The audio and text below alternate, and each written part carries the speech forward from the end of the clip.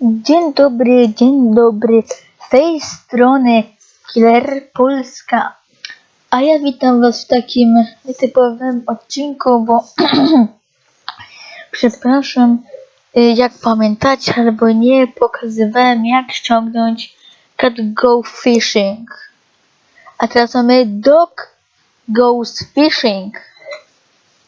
Zapraszam do oglądania. No dobra, to co trzeba zrobić, żeby mieć tą grę? Trzeba wejść, no to nie, to jest sama gra, to nie. Trzeba wejść w link podany w opisie.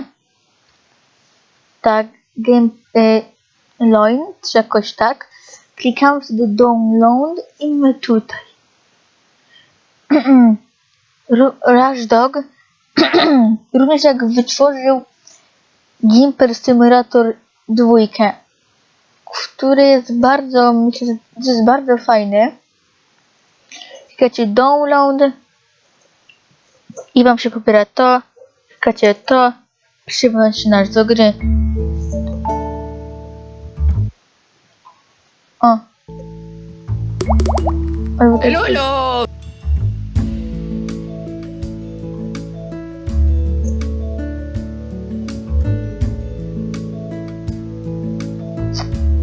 No i ogólnie to jest mam trudność.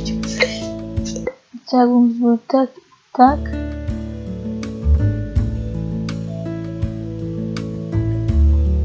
Oni sobie mam trudności w nagrywaniu i graniu, ale no niestety inaczej tego nie zrobię, więc w taki łatwy sposób możecie mieć po prostu Cat Go Fishing. Coś mi się zbugowało.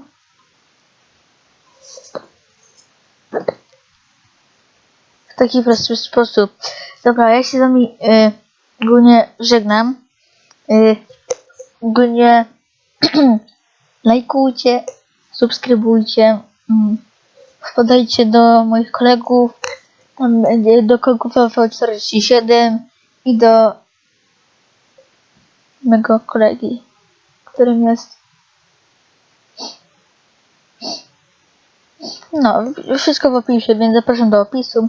Wszystko będzie wypisane w opisie. Link do gry, link do kanałów moich kolegów.